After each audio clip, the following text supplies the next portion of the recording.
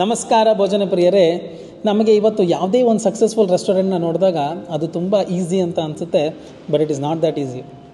ಏನಕ್ಕಂತ ಹೇಳಿದ್ರೆ, behind every smiling customer and tasty food there lies a lot of hard work, struggle and support.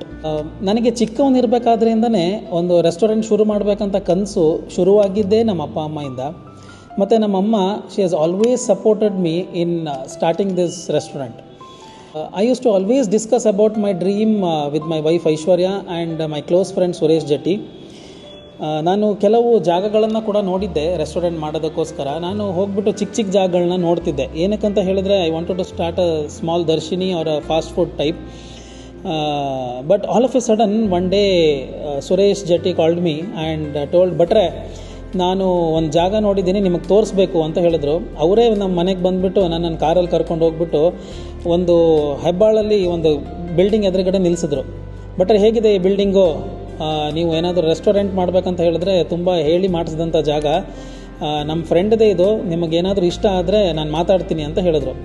ನಾನು building ನೋಡ್ಬಿಟ್ಟು ತುಂಬ ಖುಷಿಪಟ್ಟೆ. ಏನಕ್ಕಂತ ಹೇಳಿದ್ರೆ ring ರೋಡಲ್ಲಿತ್ತು, parking space ತುಂಬಾ ಇತ್ತು. ಇಲ್ಲೇನಾದರೂ ರೆಸ್ಟೋರೆಂಟ್ ಮಾಡಿದ್ರೆ ತುಂಬ ಸಕ್ಸಸ್ಫುಲ್ಲಾಗಿ ಓಡುತ್ತೆ. ಮತ್ತು ಹೆಬ್ಬಾಳಲ್ಲಿ ತುಂಬ ವೆಜಿಟೇರಿಯನ್ ರೆಸ್ಟೋರೆಂಟ್ಸ್ ತುಂಬ ಕಡಿಮೆ, ಹಾಗಾಗಿ ಒಳ್ಳೆ ಬಿಸ್ನೆಸ್ ಆಗುತ್ತೆ ಅಂತ ಹೇಳಿಬಿಟ್ಟು ನಾನು ಖುಷಿಪಟ್ಟೆ.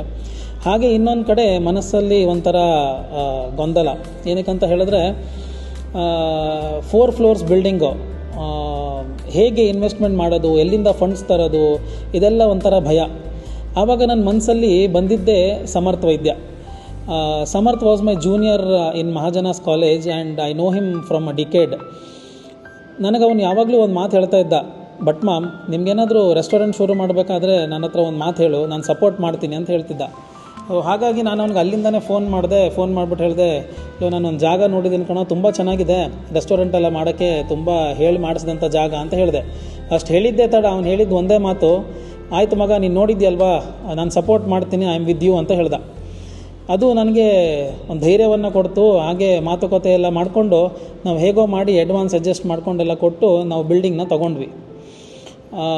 ಈಗ next comes the investment part. ಈಗ ಇನ್ವೆಸ್ಟ್ಮೆಂಟ್ ಮಾಡೋಕ್ಕೆ ನನ್ನ ಹತ್ರ ಫೈನಾನ್ಷಿಯಲ್ ಸಪೋರ್ಟ್ ಇರಲಿಲ್ಲ. ಆದರೆ ನಮ್ಮ ಅತ್ತೆ ಮಾವ ನನಗೆ ಮದುವೆ ಟೈಮಲ್ಲಿ ಒಂದು ಅಪಾರ್ಟ್ಮೆಂಟ್ನ ಕೊಟ್ಟಿದ್ದರು. ಆವಾಗ ನನಗದು ಮನಸ್ಸಲ್ಲಿ ಬಂದಿದ್ದು ಒಂದೇ ಐಡಿಯಾ. ನಾನು ಅತ್ತೆ ಮಾವನ ಹತ್ರ ಮಾತಾಡಿಕೊಂಡು, ನಮ್ಮ ವೈಫ್ ಹತ್ರ ಮಾತಾಡಿಕೊಂಡು ಹೇಗೋ ಮಾಡಿ ಒಪ್ಪಿಸಿ ನಾನು ಮನೇನ ಮಾರಿಸ್ಬಿಟ್ಟು ಆ ಹಣವನ್ನು ಇಲ್ಲಿ ರೆಸ್ಟೋರೆಂಟ್ಗೆ ಇನ್ವೆಸ್ಟ್ ಮಾಡಿದ್ವಿ. ಅದಾದಮೇಲೆ ಈಗ ರೆಸ್ಟೋರೆಂಟ್ಗೆ ಜಾಗ ಏನೋ ತೊಗೊಂಡ್ವಿ. ಈಗ ಅದಕ್ಕೆ ಒಂದು ಹೆಸರಂತ ಇಡಬೇಕಲ್ವಾ. I had thought about few names, but my friends suggested that, ಮಗ ಈ ಹೆಸರುಗಳು ಬೇಡ, ಬೇರೆ ಏನಾದರೂ ಇಡು, ಸ್ವಲ್ಪ ಕ್ಯಾಚಿ ಆಗಿರಬೇಕು ಅಂತ ಹೇಳಿದ್ರು. ಆವಾಗ ನಾನು ನಮ್ಮ ಮನೆ ನೇಬರ್ ಆದಂಥ ಸುಕನ್ಯಾ ಕಾರ್ನಳ್ಳಿ ಅಂತ ಇದ್ದರು. She is a very good author. ನಾನು ಅವ್ರ ಹತ್ರ ಹೆಲ್ಪ್ ಕೇಳಿದೆ, ನನಗೊಂದು ರೆಸ್ಟೋರೆಂಟ್ ಶುರು ಮಾಡಬೇಕಂತ ಇದೆ, ನನಗೊಂದು ಒಳ್ಳೆ ಹೆಸರು ಕೊಡಿ, ಕ್ಯಾಚಿ ಆಗಿರಬೇಕು ಅಂತ ಹೇಳಿದೆ. ಆವಾಗ ಅವರು, ಆಯಿತು ಆದಿತ್ಯ, ನಾನು ಕೊಡ್ತೀನಿ, ಬಟ್ ನನಗೊಂದು ಸ್ವಲ್ಪ ಸಮಯ ಕೊಡಿ ಅಂತ ಹೇಳಿದ್ರು. ಆಯಿತು ಅಂತ ಹೇಳಿಬಿಟ್ಟು ನಾನು ಹೇಳಿದೆ. ಬಟ್ ನೆಕ್ಸ್ಟ್ ಡೇ ಬೆಳಿಗ್ಗೆನೇ ನನಗೆ ಕಾಲ್ ಮಾಡಿದ್ರು, ಆದಿತ್ಯ, ಹೌ ಅಬೌಟ್ ಅರೋಹಾ ಅಂತ ಕೇಳಿದ್ರು. ನಾನು ಅರೋಹಾ ಅನ್ನೋದು ಪದ ಮುಂಚೆ ಕೇಳಿರಲಿಲ್ಲ, ಮತ್ತು ಯಾವುದೇ ಒಂದು ರೆಸ್ಟೋರೆಂಟ್ ಅಥವಾ ಒಂದು ಬಿಸ್ನೆಸ್ಗೆ ಈ ಹೆಸರಿಟ್ಟಿರೋದನ್ನ ನಾನು ನೋಡಿರಲಿಲ್ಲ. ಹಾಗಾಗಿ ನಾನು ಅವ್ರನ್ನ ಕೇಳಿದೆ, ಹೆಸರೇನೋ ಚೆನ್ನಾಗಿದೆ, ಆದರೆ ಇದರದ್ದು ಅರ್ಥ ಏನು ಅಂತ ಕೇಳಿದೆ.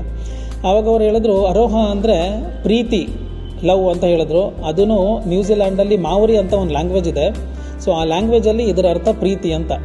ಸೊ ನನಗೂ ಇಷ್ಟ ಆಯಿತು. ನಾನು ಈ ಹೆಸರಿಗೆ ಒಂದು ಪಂಚ್ ಲೈನ್ ಕೊಟ್ಟೆ, ಫುಡ್ ಮೇಡ್ ವಿತ್ ಲವ್ ಅಂತ. So that is how Aroha came into picture. ಅದಾದಮೇಲೆ ಈಗ ಹೆಸರೇನೋ ಬಂತು, ಆದರೆ ಅದಕ್ಕೊಂದು ಲೋಗೋ ಮತ್ತು ಒಂದು ಕಲರ್ ಥೀಮ್ನ ಕೊಡಬೇಕಿತ್ತು.